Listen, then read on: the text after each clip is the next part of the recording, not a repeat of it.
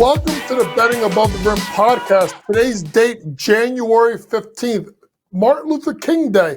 Thank you to Dr. King for all that he has done for the civil rights movement in this country. Episode 20 of today's podcast. So let's talk about what we're going to get into today. 5 topics. Number one, we look at the Lakers, a team that's been struggling as of late, losers of 7 of the last 10. What's going on with the Lakers, and can it be fixed? Secondly, we'll look at the trade that took place between the Wizards and Detroit. Odd trade between two teams that are worst teams in the NBA, but it made sense, particularly for a team like Detroit. Third, we look at the Orlando Magic. Although they beat the Knicks today 98-94, they have been struggling as of late. They've dropped all the way back to 8th in the Eastern Conference after their win they just had. Are they coming back to the pack, or what's kind of the ceiling for a team like Orlando? Fourth, we look at my hometown team, the New York Knicks. I give you my starting lineup all time for New York Knicks. And lastly, we go into the college game with all the madness that went on this week with all everybody getting picked off. Who are my 4 teams to make the Final Four today? Let's get started with the Lakers, the biggest team in the NBA. Why? Because of LeBron James. A Lakers team, folks, it's really playing poor basketball, losers of 7 out of the last 10, and you're looking at a 19-21 record, 11th place in a loaded Western Conference. And when you look at it, let's just look at some of the losses they've had this month. Whether it's a 110-96 loss at home to Miami, a 127-109 loss to the Suns, losing to the Grizzlies, a 127-113, and then even probably the one that's the scariest one is probably that 132-125 loss they had at Utah. And it's a Lakers team, folks, that just hasn't been playing well, and metrics have been poor. And it's really something that's been of concern with the Lakers, because you don't know how you can fix a team that I would say that's flawed like this, right? So when you look at the Lakers, folks, you know, we talked about the play of LeBron James, who's been absolutely fantastic. And this is never a knock on the Kings shooting, playing, getting you 24.9 points per game, 7 rebounds, 7.6 assists per game. And LeBron's been doing what he's had to do. Now, one thing that you've kind of noticed is his three-point shooting percentage is down to 31.1% in the last 10 games. That is something of note. His assists have been up. His rebounds are down. His turnovers, still getting 3 turnovers a game. So LeBron is not shooting the ball well from 3, but he's giving you what he has to give you. Anthony Davis, the Mercurial Anthony Davis, giving you 25.1. You know, he's giving you in the last 10 games, scoring at 27 points per game, 11.2 rebounds per game, 4.6 assists, 2.7 blocks.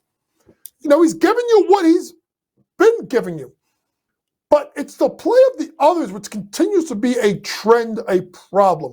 A guy like D'Angelo Russell, who is giving you 15.9 points per game, shooting at 42.9% from 3, 50% from the floor last 7 games he's played. So he's been pretty good, but you got to start peeling back after those first couple of guys to start talking about what's going on. Is it someone like an Austin Reeves, who's still playing pretty well at 15 points per game, someone that's been talked about, folks, in trade rumors? But then you start getting to the guys that should be playing better. A guy like Rui Hachimura, who is shooting 15.4% from 3 in his last 5 games played. You look at another player like a Taurean Prince, who got off to a good start to start the year, but has kind of regressed a little bit. It's the play of Jackson Hayes, who isn't getting time. It's the play of Vincent, who's hurt. It's the play of Cam Reddish, who shockingly, folks, is in the starting lineup. And what is he giving you? 36.4% from the floor his last 8 games, giving you 4.6 points per contest. It's a guy like a Christian Wood, who's been, to me, folks, an absolute bucket getter in this league. And he's giving you 7.4 points per game at home, 7.6 points per game during the regular season. So when you look at the team, folks, that really is a flawed roster, right? So where do you go? Like, what do the Lakers need, right? They need a 2-guard. They need a 2-guard that can put the ball in the basket, because Cam Reddish, Max Christie, Vincent hurt. That is not going to do it. Now, to me, you got to look at all sides, look at a guy like a Zach LaVine, right? A guy that can score, get his own shot, pretty good from three, and would be a good guy to put around a guy like LeBron James and Anthony Davis. The problem that the Lakers have, folks, is you're going to have to move D'Angelo Russell. And D'Angelo Russell has no value on the trade market. No one wants a piece of D'Lo, and rightfully so. You know, could you try and move Hachimura? Yeah. The problem the Lakers are going to have is you got to give to get. So that means probably losing Austin Reeves more importantly. If you got to add D'Lo, you probably got to add Reeves to the deal. So I wonder if a deal, if around, let's say, Chicago, if they try and find a way to get like a, let's say, a Caruso Levine to the Lakers. That could be enticing. Now, I don't know if Caruso's a starting guard in his league, point guard, but I do think defensively, he played with LeBron, he knows how to play the right way.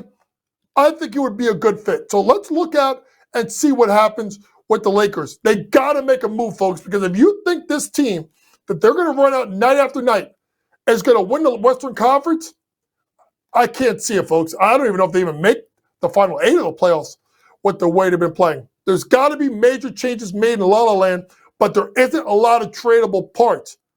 So, you know, the coaching staff, and especially Rob Pelinka, the GM, has really got to figure out what they're going to do to make a move. Speaking of making a move, let's look at the trade that just took place over the weekend between Detroit and the Wizards. Detroit acquires Danilo Gallinari, Mike Muscala from Washington, and for the Wizards, they received Marvin Bagley III and Livers along with 2 second-round draft picks. And you're saying to yourself, why in the hell is Detroit and Washington? Now, if you start to look at it, let's look at it first for the Wizards. You got a guy like Marvin Bagley, who I think is better than a Daniel Gafford. Marvin Bagley, who, listen, he has his shortcomings defensively in regards to getting stops, does Bagley, but he's been a pretty good player in this league, and he's put up decent stats. Remember, he's giving you 10.2, 4.5 rebounds per game, right? So that makes sense, especially if you're going to try and move on from Daniel Gafford, which I expect him to do so. Livers gives him a little bit of backup depth at the guard spot, especially with the fact that if you look at what happens this year, obviously with Tyus Jones being an unrestricted free agent at the end of the year. So that's what it does for a team like Washington. When you look at Detroit, you're like, wait, what? Muscala? Like Gallinari? How do they fit? Well, Gallinari is going to be a veteran presence. He could be flipped again. He could be bought out after the trade deadline. Muscala, same thing. You know, you think about the Pistons, folks, there are other moves that need to be made, right? Look at a guy like an Alec Burks. Alec Burks has been a really good pro for a long time. He's someone that we've talked about on this podcast as someone that could bring some kind of value back as a guard off the bench, could play defense, could play on the ball, play off the ball. He's not really a point guard, but he can be a backup point guard if pressed into duty. If you look at a guy like Bogdanovich, who we did not talk about, should be a prime candidate to be moved, as he is someone that is a sniper, a shooter, a guy that could stretch the floor, and a team that could use a scoring guy like that. So if you think about like Muscala being moved at some point, right? Gallinari should be moved at some point, unless bought out. You know, Bogdanovich being moved, Burks being moved. This lines up why the trade happens. Number one, I think you have a superstar in Cade Cunningham. Now, with Cade, it's always been about the injuries.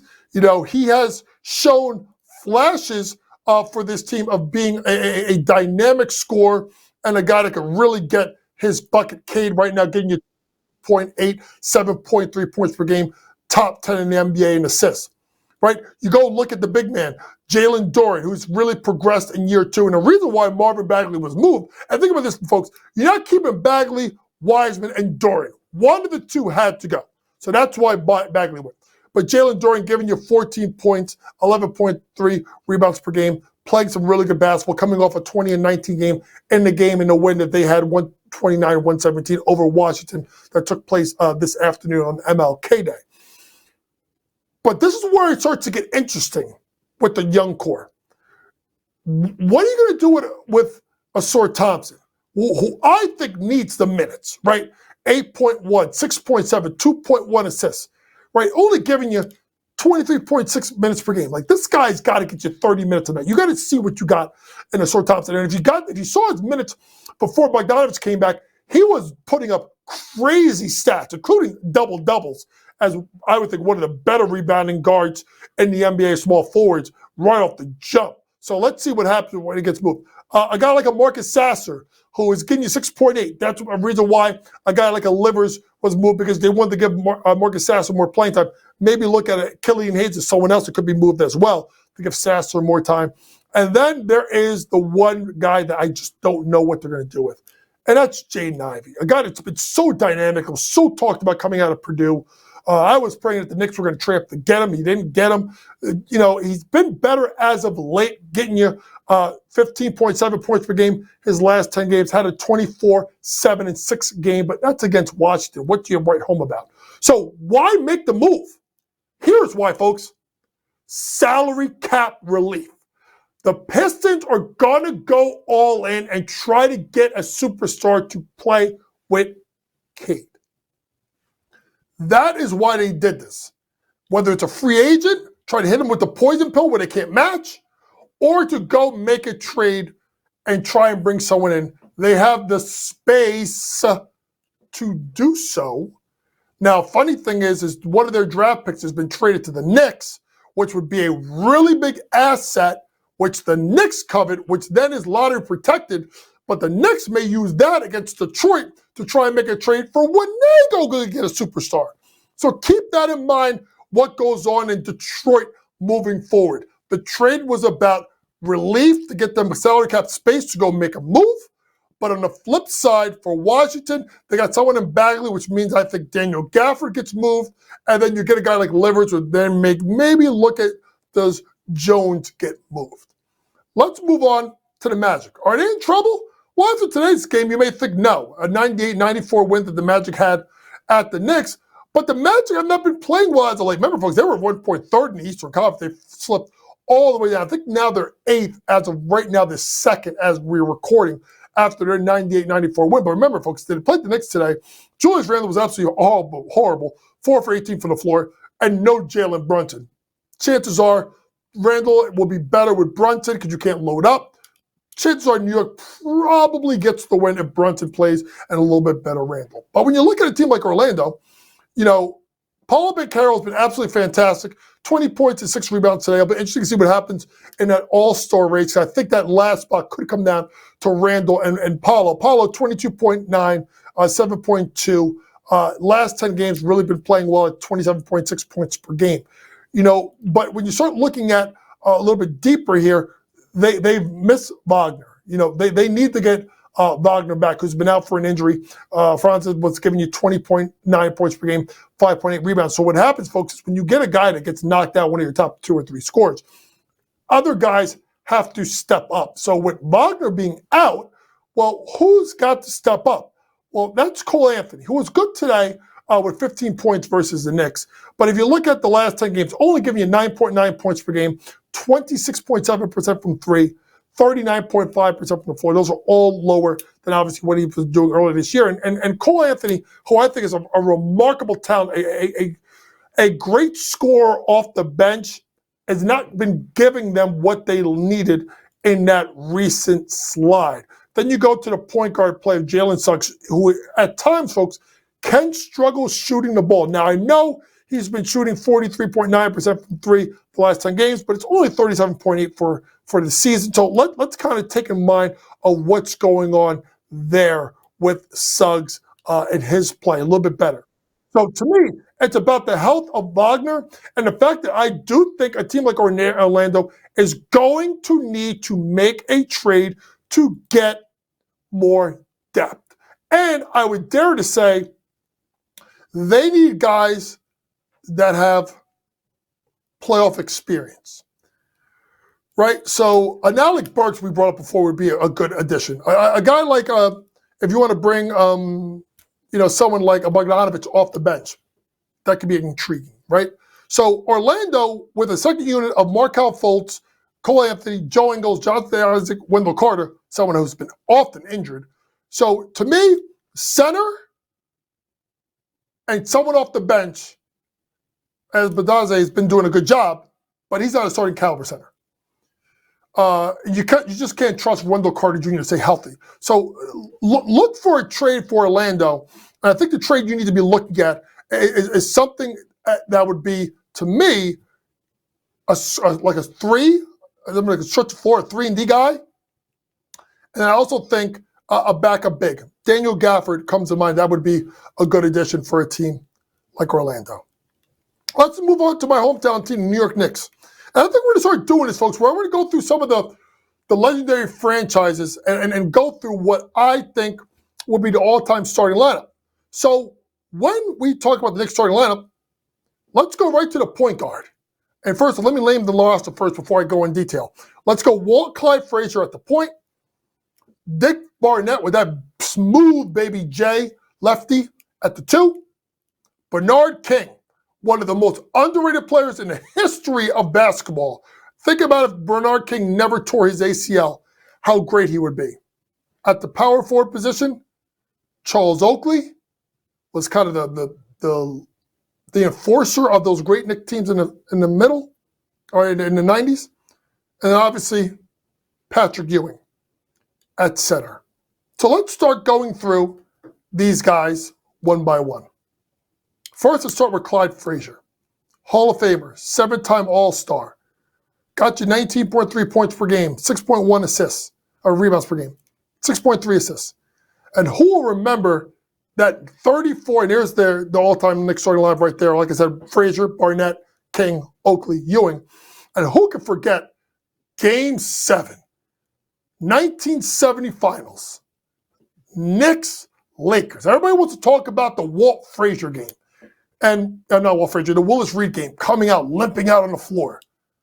But remember that 36-19 that Clyde Frazier just whipped Jerry West's ass from pillar to post in that game.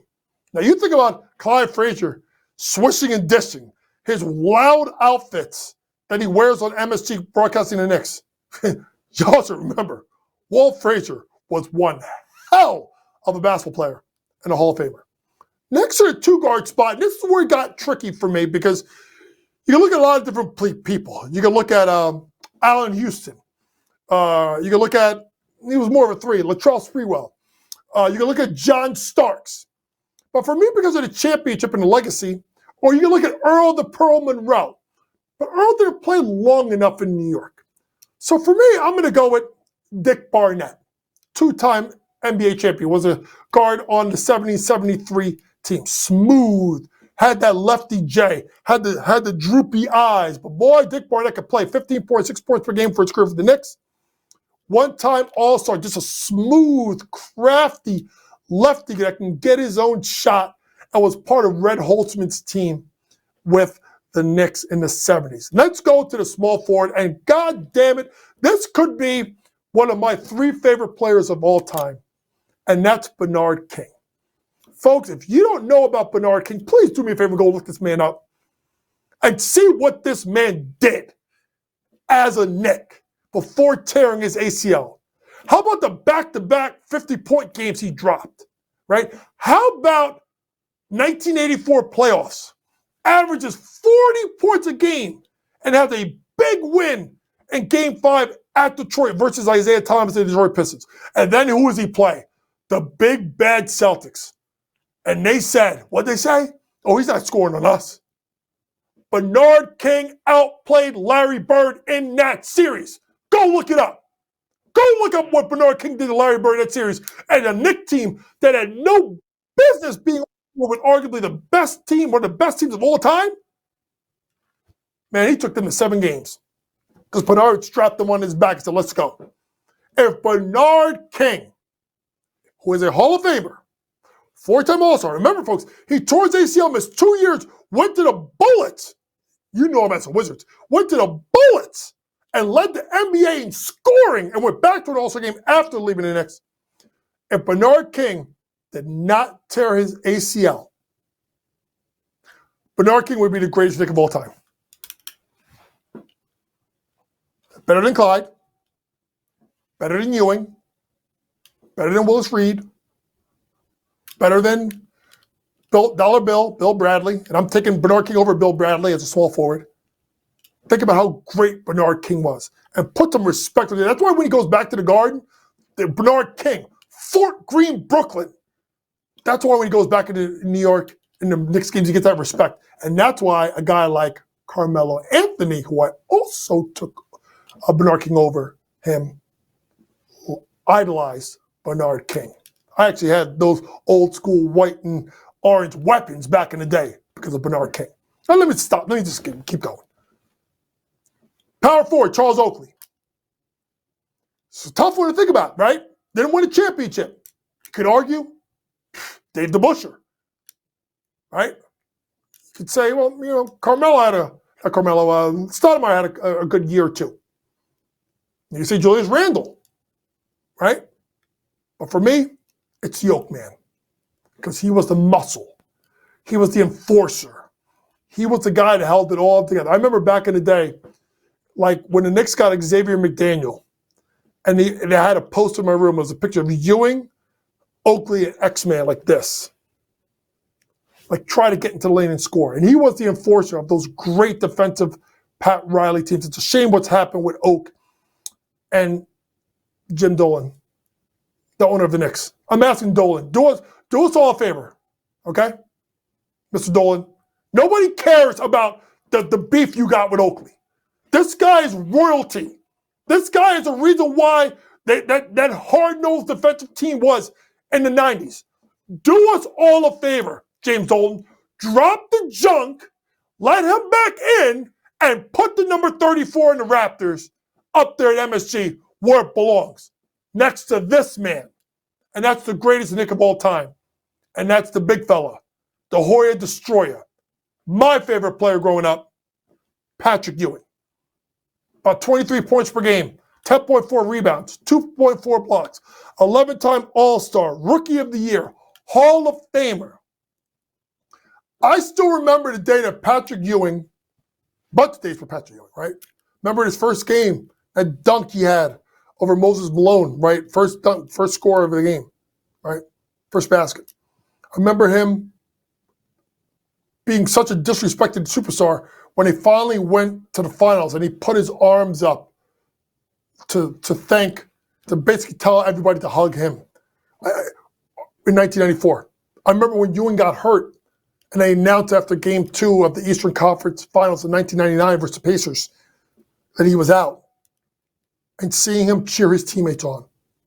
I also remember the first game he came back, me and my best friend, shout out to my best friend, Donnie McDermott. Hopefully he's listening. And, Donnie and I went to the first game that Patrick Ewing played with Seattle. I will admit, I cried. I don't know if Donnie will admit it. Donnie cried. But so did everyone else. And to this day, that is probably one of the dark moments of New York Knicks history is trading Patrick Ewing. Kind of like for a Met fan when the Mets traded Tom Seaver. He was our franchise. He was our guy. He was our big fella. And Patrick Ewing's the greatest Knick of all time. He's not even close. So once again, my starting lineup for the New York Knicks, Walt Clyde Frazier at the point, Dick Barnett at the 2, Bernard King at the 3. The 4 we go with Charles Oakley.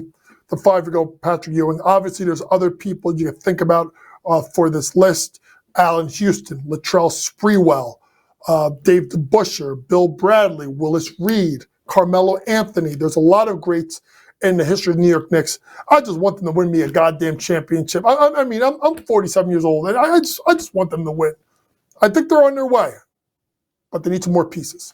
Let's end the podcast quickly by talking about the Final Four. Why? God damn it. I don't even know what the hell's going on in college basketball. I mean, if you're a road team and you're top 10, if you're a road team top 10 and you're favored, good luck getting a win. So now, as we reshape the board, who is Coach Young's Final Four? Funny thing is, if you go back to the beginning of the year, if I'm not mistaken, 3 out of my final 4 teams are still there. Leading off with the UConn Huskies at plus 250. They've been dynamic. They've been outstanding. I know they have the hiccups. They're playing without Donovan Clingan. They need the big fella to get back. But the UConn team, which should be when the polls come out, should be the number 1 team in the country, which they are, which came out today. I think they're the best team in the country, and they don't have Donovan Clingan. When they get Donovan Clingan back, when you look at the play of Tristan Newton, when you look at the addition of Cam Spencer, now leading the team in scoring at 15.6 points per game as that sniper, right? It's the expansive game of Alex Caravan, right? It's the Castle starting to develop and get better and better and better. This team, led by Dan Hurley, is the best team in the country because they're tough, they defend, they don't make a ton of mistakes, only turn the ball over 10.6 turnovers per game, and that guy, Dan Hurley, can coach them up, and he will. And I'll tell you something, folks. You saw an interesting thing by Rick Pitino over the weekend. No one works officials like Dan Hurley. I mean, nobody works an official over like Dan Hurley. Is he complaining? Maybe. But I'm a Jersey guy. I know the Hurleys. I just think he's coaching. Let's move on. Kentucky. Woo! 5.5 to 1. Could have got it earlier. Could have got it cheaper. Could have got a better number. But they're playing as well as anybody in the country right now. And they have soared. Remember, folks, at one point they were basically almost out of the top 25. And now they are making their way up the charts, right? They're now at 10, right? And I know. They've just lost to Texas A&M by 5. There's nothing to write home about. I mean, I should say that. It's still a good loss. But why am I big on Kentucky? Why not? I mean, look at this roster, folks. Who's more talented than them? You know, when you have a starting a guy like Antonio Reese as an experience. When you bring in a freshman like an Aaron Bradshaw who's really turned the team around. When you look at that guy, Rob Dillingham, coming off the bench. Rob Dillingham comes off the bench, y'all. Think about that, right? Trey Mitchell, some experience, right? DJ Wagner. They got a little bit of everything there. And with Cal, and obviously you got to talk about the guy that kind of holds it together, and Reed Shepherd. Bruiser Sprint like they're one of the best recruiters in the country. I'm going to say this right now. Kentucky's going to Final Four, and they're the best team in the SEC. Let's move on to the Kansas Jayhawks. Why? They got one of the best coaches in the country in Bill Self, right? They have an immense talent on their team. They got Hunter Dickinson to transfer in to give them that low post threat, something they were missing last year. They obviously have a player like Harris at the point who can do so many things for your team, right? You got to look at a guy like Abrams at the forward position, right? So they got so many ways that they can hit you. You know, I got to talk about Kevin McCullough coming back, right? So you have a lot. And they got 3 guys that are getting you 13 points a game or more, and Harris is giving me 7.1 assists. Key with Kansas is always going to be, can they make enough perimeter shots? If they can make enough perimeter shots from 3, they'll be there. Lastly, Houston, 2.5 to 1. You're going to say, what? Houston just lost the last 2 games. On the road. And you could argue, if it wasn't for a terrible start, they could have beat Iowa State. They almost came all the way back. And then obviously losing at TCU by 1. You know, they could easily be 2-0. And if they're 2-0, where are they ranked? They're the number 1 team in the country. So Houston, who had lost 2 games in a row, still at plus 250 to make the Final Four, because I believe in that man, Kelvin Sampson. I think Kelvin Sampson, pound for pound, could be the best coach in the country.